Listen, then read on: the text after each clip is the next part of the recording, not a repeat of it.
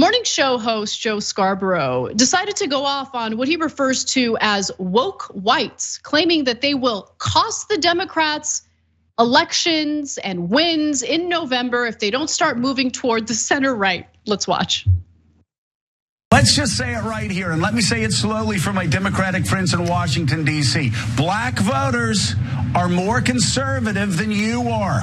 White woke leaders in Washington, D.C. Hispanic voters are more conservative than you are. White woke leaders in Washington, D.C. Asian American voters are more conservative than you are. White woke voters in Washington, D.C. And they're more conservative on crime. They're more conservative on education. They're more conservative on, quote, these woke issues. Get off of Twitter. I'm telling you, and Rev, if you look at Biden runs against 15 progressives. Biden's the only moderate. Biden wins. We've said it time and again. Eric Adams runs as a conservative. He wins Brooklyn. He wins the Bronx. He wins Staten Island. Surprise. He wins Queens as a conservative, as a centrist Democrat. So before I get into too many details about what I think, let me just say one thing, and then I want to hear what you think, Waz. There is some truth to what Joe Scarborough is saying.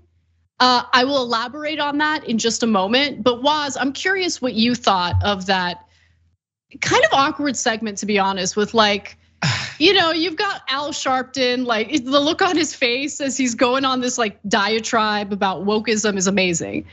But Al Sharpton is kind of the perfect person to have up there at the same time, because all of those things that Joe Scarborough mentioned are generally true. However, what he doesn't say, and which I have to think is actually deliberate, is that all of those groups of people, every single poll tends to point this out, is more economically to the left of all of y'all. All of the woke libs in DC, definitely more economically left than freaking Joe Scarborough. And more specifically and more importantly, why I think Al Sharpton being up there is important. They're more economically left than all of the black political leadership class. Then CBC, all of these jokers, man. Like the average minority voter wants redistributive policy all the freaking time, all day, every day. But you're not gonna hear that on Morning Joe. No, that is indisputable, and that is such a great point. And I think the fact that the mainstream Democratic Party is beholden to their corporate donors, and plus they're investing in individual stocks themselves, they're not really going to campaign on an economic populist message. Some of them might. It's half-hearted. There's usually inconsistencies on what they're campaigning on, and people don't believe them. But in reality, all we really see mainstream Democrats engaging in is they let the right wing frame the cultural debate or the cultural argument of the moment, and Democrats try to respond to it. They do so ineffectively, but at the end of the day, all they're talking about, all they're campaigning on, all they're focusing on is culture-related stuff that, I do think that Scarborough has a bit of a point about, conservatism within, African-American voters, Asian voters. That is true. I mean, religion plays a role there. And then the other thing is, there's a lot of kneeling in kente cloths. There's a lot of sloganeering and stuff about defunding the police, but they also have to look at the polling coming from various black and brown communities across the country, where, believe it or not, there's many examples of this, okay? Even in places like Seattle. So people of color over and over again vote that they do not want to defund the police, that they are concerned about crime within their neighborhoods, that they want something done about it. I give you that because if you're running on a defund the police message, it is, and you're avoiding any type of economic populism within your platform, you are putting yourself at a disadvantage among some voters. And I think that might have played a role in the Trump campaign getting a larger share of the African American vote in the re-election campaign, right? Like Trump increased his favorability among Black men in 2020. And so we need to be frank about why that's happening.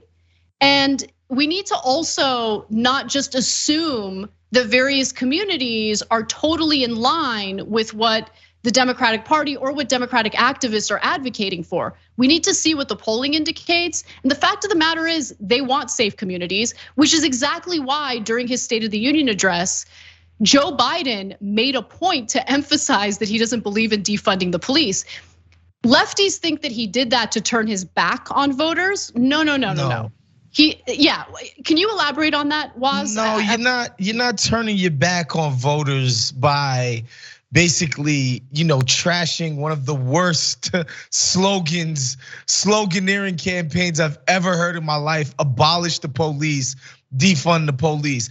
That was toxic from the beginning. It was only common sense politics to be like, all right, we're getting rid of that. And what I will say to the woke Dems in Washington is that those people that Joe Scarborough were alluding to, I think they're becoming aware of their class status.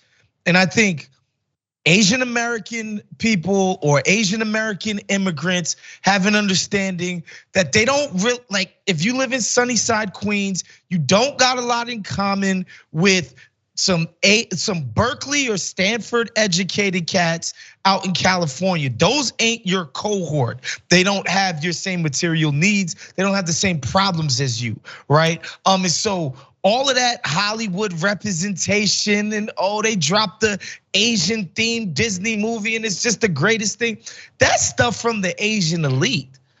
Rank and file Asian Americans don't care about none of that. They care about making sure that their kids can get into the right schools and that they're set up to live a nice middle class life. They don't give a damn about this representation, equity BS that they always kicking in the Democratic leadership, man. And I think the same can be said about Black people when you talk about people voting for Trump, especially Black males, et cetera, et cetera. Like they're becoming like, they're not as enamored of the Black elite class and the Black political class as our forefathers were. I just think they'd be smart to recognize that. Yeah, and look, one other point that I think is important to make is, you